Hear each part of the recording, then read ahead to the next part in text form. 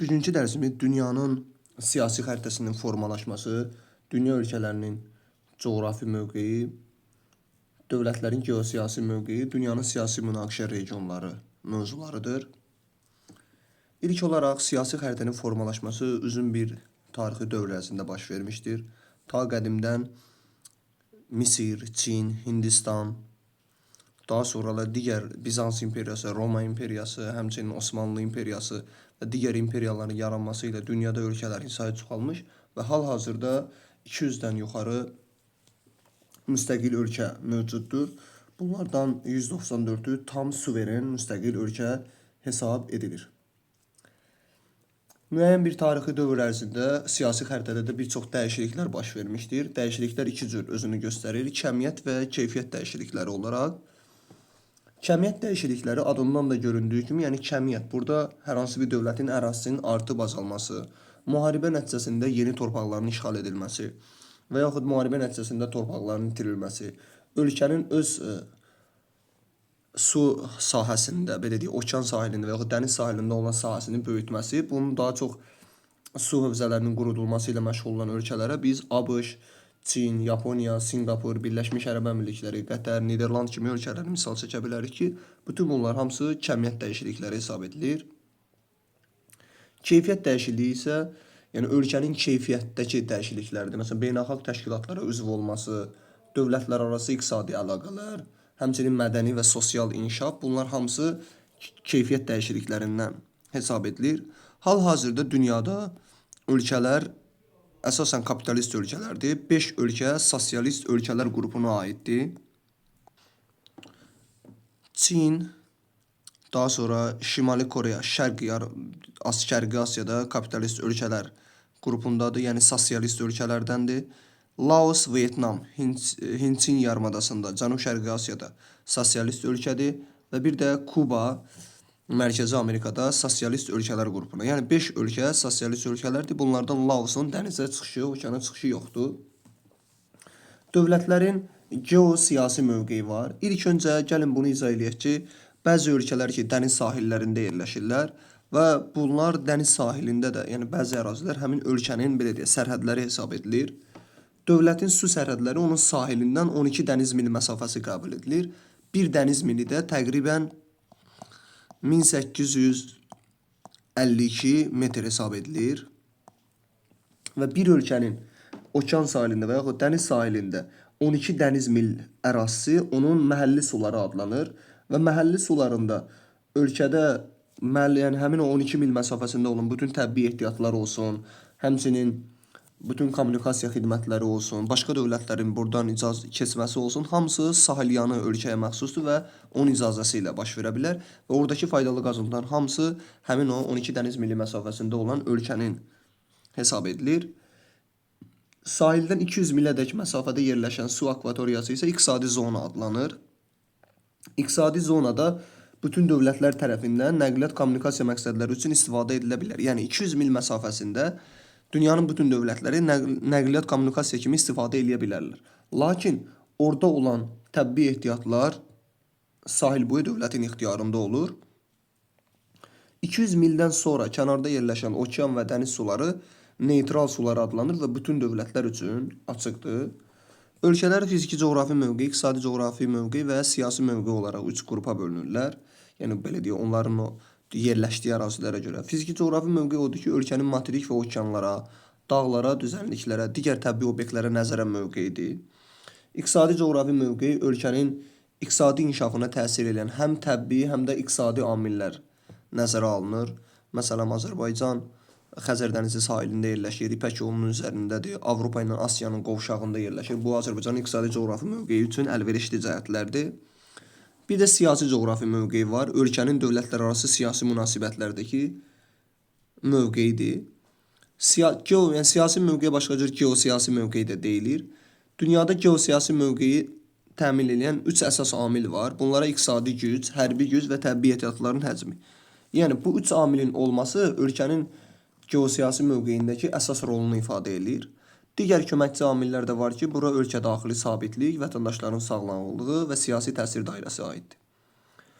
Ölkənin mövqeyi həmçinin 3 səviyyədə qiymətləndirilə bilər. Mikro mövqeyi, mezo mövqeyi və makro mövqeyi. Mikro mövqeyi ölkənin qonşu ölkələrə nəzərən mövqeyidir. Məsələn, Azərbaycanın Türkiyəyə, Rusiyaya, Çin, belə İrana, Ermənistana, Gürcüstana nəzərən mövqeyi mikro mövqeyidir. Mezo mövqeyi regiondakı mövqeyi. Məsələn, Azərbaycan Cənub-Qərbi Asiya regionunda yerləşir və buradakı mövqeyi mezo mövqeyidir. Makro mövqeyi isə bütün dünya ölkələrinə nəzərən olan mövqeyidir ki, buna da makro mövqeyi deyilir. Dünya ölkələri arasında münaqişə ocaqları, yəni münaqişə regionları var. Məsələn, Azərbaycanla Ermənistan arasında əvvəllər Qarabağ münaqişə regionu vardı. Daha sonra Şri-Lankada biz Tami İlamla münaqişə, həmçinin Hindistanla Pakistan arasında Kəşmir, daha sonra Ukrayna ilə Rusiya arasında Donetsk, Donbas, həmçinin Gürcüstan, Rusiya, Abxaziya problemini, İrlandiyada Ulsteri deyə bilərik. İspaniyada Basklar ölkəsi kimi problemləri deyə bilərik ki, bunlar dünyanın qaynar nöqtələri hesab edilir və bu da siyasi xəritənin dəyişilməsinə səbəblər olur. Demarkasiya xətti dövlətlər arasında mübahisələr həll olunana qədər razılaşdırılmış sərhəd xəttidir. Bir də var delimitasiya xətti, o da ki, artıq belə deyək, mübahisə həll olunandan sonra çəkilən xətt delimitasiyadır. 2020-ci ilə kimi Azərbaycanla Ermənistan arasında demarkasiya xətti mövcuddur, amma sulh müqaviləsi bağlanandan sonra Ermənistanla artıq Azərbaycanla Ermənistan arasında delimitasiya xətti çəkilmişdir. Dünya dövlətləri həm inkişaf səviyyəsinə görə, dövlət quruluşuna görə, inzibati ərazi quruluşuna, ərazisinin sahəsinə, əhalisinin sayına görə bir-birindən fərqlənir. Ərazisinə görə ən böyük ölkələr birinci yerdə Rusiya, daha sonra Kanada, Çin, ABŞ, Braziliya, Avstraliya kimi və digər ölkələri ardıcıllıqla deyə bilərik. Əhalisinə görə ən çox olan ölkələrə isə biz sırayla Hindistan, Çin, həmçinin digər ölkələrdən, məsələn, ABŞ-ı deyə bilərik, Braziliyanı deyə bilərik, İndoneziyanı, Efiopiyanı, yəni digər ölkələri deyə bilərik. Bunlar da əhalisi çox olan ölkələrdir. Ərazisi kiçik olan mikro dövlətlərə Monako, Vatikan, Andorra, Liechtenstein, Lüksemburg kimi kiçik ölkələri deyə bilərik. Dünya ölkələri idarəetmə formasına görə iki qrupa ayrılır. Respublika idarəetmə formasına malik olan ölkələr, bir də monarxiya idarəetmə formasına malik olan ölkələr. Dünya ölkələrinin əksəriyyəti respublika idarəetmə formasındadır. Yəni respublika idarəetməsi başında prezident, kansler, baş nazirin, belə deyək, xalqın seçdiyi nümayəndənin qalmasıdır. Amma monarxiya tək hakimiyyətlilikdir. Yəni hakimiyyət monarxdan, yəni kraldan, knyazdan, imperatordan, sultandan asılıdır. Onun hakimiyyəti əsas qəbul edilir. Monarxiya özü də iki formaya bölünür. Konstitusiyalı monarxiya və mütləq monarxiya. Konstitusiyalı monarxiyada monarxın səlahiyyəti məhduddur. Əsasən onun hakimiyyəti rəmzidir. Məsələn, Böyük Britaniyada kraliçanın hakimiyyəti rəmzidir. Sadəcə hakimiyyətdədir o. Mütləq monarxiyada isə monarxın hakimiyyəti irsən keçir və monarxın hakimiyyəti mühüm rol oynayır mütləq monarxiyada. Mütləq monarxiyanın bir qolu da var, teokratik monarxiya, yəni dini hakimiyyətin olması. Buna Vatikan, İtaliyanın daxilində və Səudiyyə Ərəbistanı deyə bilərik ki, bunlar teokratik monarxiya ölkələri hesab edilirlər. Gəlin dünyadakı monarxiya ölkələrinə baxaq. İlk öncə deyək ki, Amerika qitəsində monarxiya yoxdur. Afrikada Mərakeş, bir də Cənubi Afrikanın içində Lesotho və Eswatini ölkələri monarx ölkələr hesab edilirlər. Bu ölkələrdən başqa Afrikada monarxiya yoxdur. Avropada monarxiya Norveç, İsveç, Danimarka, sonra Belçika, Niderland, Böyük Britaniya, İspaniya, bunlar monarxiya ölkələr hesab edilirlər. Həmçinin Lüksemburg, Liechtenstein kimi ölkələr və İspaniya ilə Fransa arasında yerləşən Andorra ölkəsi, həmçinin Fransa daxilində yerləşən Monako ölkəsi də monarxiya, konstitusiyalı monarxiya respublikaları hesab edilir. Mütləq monarxlara konstitusiyalı monarxiya digər Asiyadan da ölkələr deyə bilərik. Bunlara Küveyti deyə bilərik, İordaniyanı deyə bilərik, paytaxtı Əmman şəhəri. Daha sonra Butanı deyə bilərik. Daha sonra Taylandı deyə bilərik. Həmçinin Kamboca və Malayziyanı deyə bilərik. Kamboca və Malayziya. Bunlar Yaponiya konstitusiyalı monarxiya ölkələridir. Mütləq monarxlar əsasən Asiyada yerləşirlər. Bunlar Birləşmiş Ərəb Əmirlikləri, həmçinin yanındakı Oman, Qətər, Səudiyyə Ərəbistanı və Brunei deyə bilərik. Qeyd edək ki, Səudiyyə Ərəbistan həm teokratik monarxiya ölkələrindən hesab edilir. Yəni mütləq monarxiyanın bir qoludur. Dünya ölkələri ərazi quruluşuna görə də iki qrupa bölünür. Unitar və federativ. Unitar ölkələr, yəni dövlət daxilində heç bir dövlət qurumu yoxdur və dövlətin vahid konstitusiyası, vahid qanunları, yəni parlamenti, prezidenti olur. Federativ quruluşda olan ölkələr isə dövlət daxilində müəyyən qurumlar var, yəni ştatlar var, torpaqlar var, mahallar var və bunların özünə məxsus parlamenti, icra orqanları və s. olur. Federativlik də iki prinsip əsasında olur. Ya milli etnik tərkibə görə, məsələn, böyük çox millətli dövlətlər olan Rusiya, Hindistan, Nigeriya kimi ölkələrin çox millətli olduğuna görə bu ölkələrdə, yəni federasiya milli etnik tərkibə görədir. Amma ABŞ, Meksika, Braziliya kimi ölkələrdə tarixi coğrafi xüsusiyyətlərinə görədir.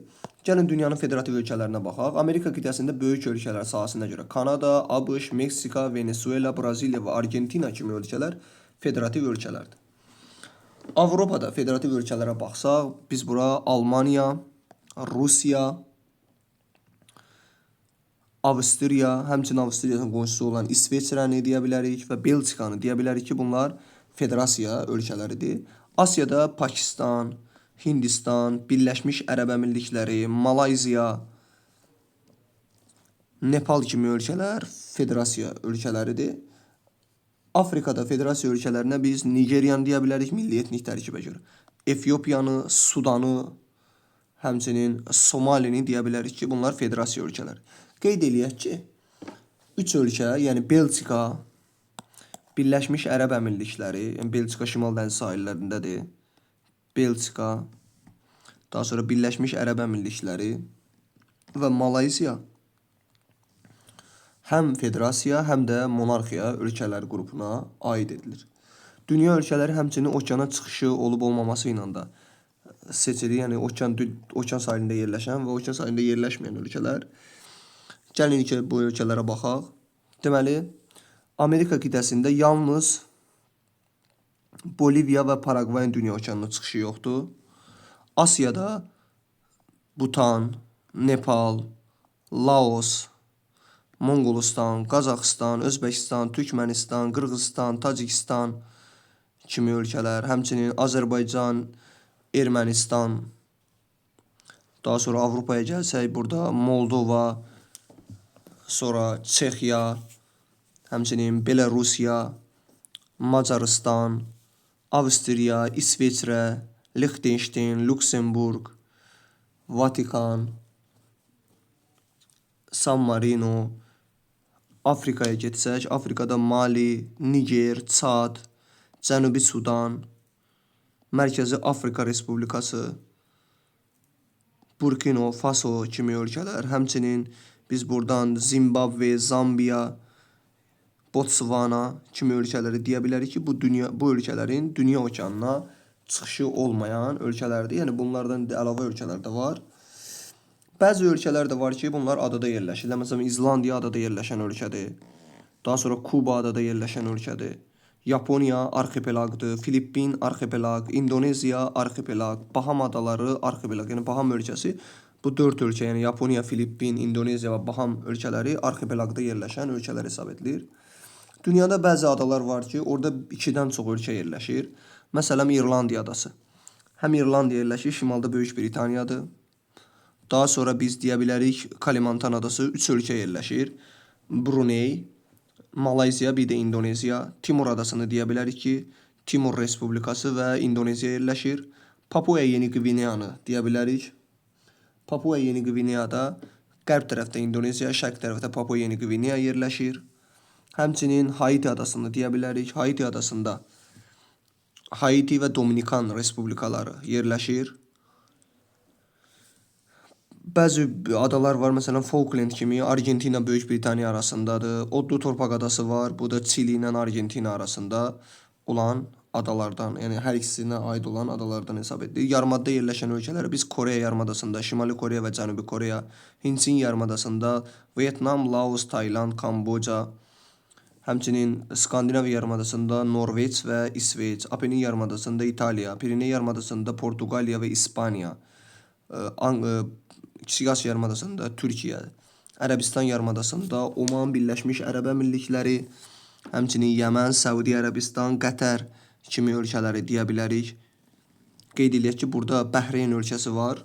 Bəhreyn ölkəsi konstitusiyalı monarxiya ölkəsidir və ada ölkəsi hesab edilir. Bruney də ada ölkəsidir. Kalimantan adasında, Bəhreyn də İran körfəzində yerləşən ada ölkələrindən biri hesab edilir. Anklav və yarımanklav ölkələr var. Anklav o ölkələrdir ki, ölkə yalnız bütün sərhədləri bir ölkə ilə əhatələnib. Məsələn, Lesotho ölkəsi Cənubi Afrika ilə tamamilə əhatələnib. Vatikan tamamilə İtaliya ilə əhatələnib. Ona görə anklavdır. Bir də yarım anklav var. Ölkə yenə bütün sərhədləri bir ölkə ilə həmsərhəddir. Lakin bir hissəsi dənizə çıxışı var. Məsələn, Monako. Tamamilə Fransa ilə əhatələnib, amma cənub hissəsi Aralıq dənizə çıxa bilir. Ona görə Monako yarım anklav ölkələrdən biri hesab edilir. Şimali Avropanın ölkələrinə baxsaq, İzlandiya adada yerləşən, geosinknal ərazidə yerləşən ölkələrdən biri hesab edilir. Norveç və İsveç Skandinaviya yarımadasında yerləşən konstitusiyalı monarxiya ölkələrindəndir. Həmçinin Danimarka Jutlandiya yarımadasında yerləşən paytaxtı Kopenhagendir ki, adada yerləşən konstitusiyalı monarxiya ölkələrindən biridir. Bir də Finlandiya ölkəsi var. Qeyd edək ki, Finlandiya və İsveçin Şimal Buzlu okeana çıxışı yoxdur. Yəni bu ölkələr Şimal Buzlu okeana çıxışı yoxdur. Ona görə yalnız bir okean, Atlantik okeanına aiddir. Çünki Baltik dənizə çıxa bilirlər. Və Rusiya ilə Norveç bir-biri ilə sərhəddir. Ona görə yəni hər iki ölkə İsveç və Finlandiyanın dənizə çıxışını, yəni Şimal Buzlu okeana çıxışının qarşısını kəsir. Burada Kola yarımadası göstərilib. Kola yarımadası da Rusiyanın yarımadalarından biri hesab edilir. Digər regionumuz Orta Avropa ölkələridir. Burada İrlandiya var. İrlandiya ada ölkələrindən, həmçinin Böyük Britaniya ada ölkəsidir. Və İrlandiya qərb yarımkürəsində yerləşir. Amma Böyük Britaniya London şəhərindən Greenwich meridianı keçdiyinə görə həm qərb, həm də şərq yarımkürəsində yerləşir. Qeyd eləyək ki, Fransanın da Greenwich xətti kəsdiyinə görə Fransada qərb və şərq yarımkürəsində yerləşir. Burada Böyük Britaniya, daha sonra bir rəqəm ilə göstərilən Niderland, Belçika, həmçinin Lüksemburq, Liechtenstein kimi ölkələr konstitusiyalı monarxiya ölkələridir. Almaniya, Avstriya, İsveçrə kimi ölkələr federasiya ölkələri qrupuna aiddir. Qeyd eləyək ki, Liechtenstein olsun, Lüksemburq, İsveçrə və Avstriyanın dənizə çıxışı olmayan ölkələr qrupuna aiddir. Cənubi Avropa ölkələrinə baxsaq, Pireney yarımadasında Portuqaliya və İspaniya ölkələri var. Portuqaliyanın Aralıq dənizə çıxışı yoxdur. İspaniya ilə Fransa arasında Andorra ölkəsi yerləşir. Qeyd eləyək ki, Greenwich meridianı İspaniyanın da kəsdiyinə görə İspaniya həm qərb, həm şərq yarımkürəsində yerləşir.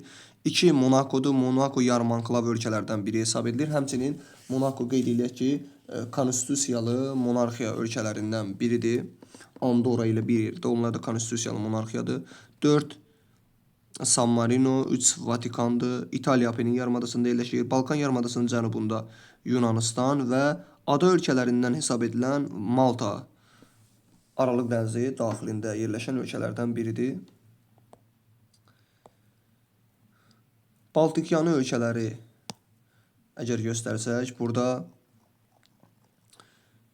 bildiyimiz kimi Rusiyanın paytaxt hissəsi Avropa hissəsinə düşür. Həmçinin burada Estoniya, Latviya, Litva, Polşa və Belarusiya kimi ölkələr var Baltik dənizi sahillərində. Belarusiyanın üzrə Baltik dənizinə çıxışı yoxdur və materik daxili ölkələrdən biri hesab edilir.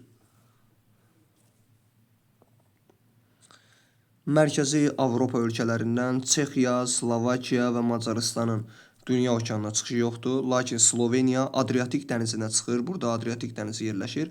Sloveniyanın Adriatik dənizinə çıxışı var. Ona görə dəniz sahili ölkələrdən hesab edilir. Cənub-Şərqi Avropa ölkələrinə baxsaq, Cənub-Şərqi Avropa ölkələrindən Ukrayna həm Azov dənizinə, həm də Qara dənizi sahillərində yerləşən ölkələrdən biridir. Rumıniya Qara dənizə çıxışı var. Moldova materik daxili ölkələrdən biridir. İki ölkə ilə sərhəddir, həm Ukrayna, həm də Rumıniya. Bolqarıstanın Türkiyə ilə sərhədi var. Burada Türkiyədir, Türkiyənin Avropa hissəsidir. Bolqarıstanda Qara dənizə çıxışı var. Daha sonra buradan baxsaq, Şimali Makedoniyanın dənizə, Kosovanın dənizə çıxışı yoxdur. Qeyd eləyək ki, Albaniya dəniz sahilində yerləşən ölkələrdən biridir. Montenegro, Bosniya-Hersegovina və Xorvatiyanın dənizə çıxışı var. Serbiya isə materik daxili ölkələrdən biri hesab edilir. Qeyd edək ki, bu ölkədə Sloveniya ölkəsidir ki, Adriatik dənizinə çıxışı vardır. Cənub-Qərbi Asiya regionuna baxsaq, Cənub-Qərbi Asiya regionunda Gürcüstanın Qara dənizə çıxışı var. Azərbaycan və Ermənistan materik daxili ölkələrdən hesab edilir. Türkiyə ətrafında Kiçik Asiya yarımadasında yerləşən yarımada ölkələrindən biridir. Suriya, Livan, İsrail, bu ölkələr Aralıq dənizi sahil yanı ölkələrdir. İordaniya var Cənub-Qərbi Asiyada, sonra İraq və Küveyt, sonra İran, Bəhreyn, Qətər, Səudiyyə Ərəbistanı, Birləşmiş Ərəb Əmirlikləri, bunlar İran körfəzi sahilində yerləşən ölkələrdir və fikir versək, burada şimal tropik xətti həm Səudiyyə Ərəbistanı, həm də Birləşmiş Ərəb Əmirlikləri, həm də Omanı kəsir. Yəni şimal tropik xətti bu üç ölkəni kəsdiyinə görə bu üç ölkə, yəni Oman, Birləşmiş Ərəb Əmirlikləri və Səudiyyə Ərəbistan həm mülayim işıqlanma qurşağında, həm də tropik işıqlanma qurşağında yerləşir. Kiçik Asiya Ərəbistan yarımadasının cənubunda da Yəmən ölkəsi yerləşir. Yəmənin burada Qırmızı dəniz və Ədən körfəzi sahillərindədir. Mərkəzi Asiyaya baxsaq, Qazaxıstan, Özbəkistan, Türkmənistan, Tacikistan, Qırğızstan, Monqolistan dənizə çıxışı yoxdur. Şərqi Asiya ölkələrindən Çin və Kore yarımadasında yerləşən Şimali Koreya və Cənubi Koreya və arxipelaq ölkələrindən Yaponiyanı deyə bilərik. Sonra Cənub-Şərqi Asiya regionuna baxsaq, ilk öncə qeyd edək ki, Cənub-Şərqi Asiyada Laos materik daxili yeganə ölkədir. Yəni dəniz okeana çıxışı yoxdur və Laos həmçinin sosialist respublikalardan biridir. Filippin və İndoneziya qeyd edək ki, bu iki ölkə arxipelaq ölkələrindən hesab edilir. Kalimantan adasında 3 ölkə var. İndoneziya, Malayziya və Bruney ölkələri. Qeyd edək ki, Malayziya və Bruney monarxiya ölkələrindən hesab edilir. Malayziya həmçinin federasiya, yəni federativ ölkələrdən biridir. Tayland burada Malayziya ilə həmsərhəddir. Ona görə Myanmanın Malayziya ilə sərhədi yoxdur. Myanma yalnız Hind okeanına aiddir. Myanma yalnız Hind okeanına aiddir. Tayland isə iki okeana, Malayziya ilə bir yerdə və Indoneziya ilə bir yerdə iki okeana aiddir. Yəni Malayziya, Tayland və Indoneziya həm sakit, həm də Hind okeanı sahillərində yerləşir. Vyetnam sakit okean, Kamboca sakit okean sahillərində yerləşən ölkələrdən hesab edilir. Qeyd edək ki, Indoneziyanın paytaxtı Jakarta şəhəri də Yava adasında yerləşir.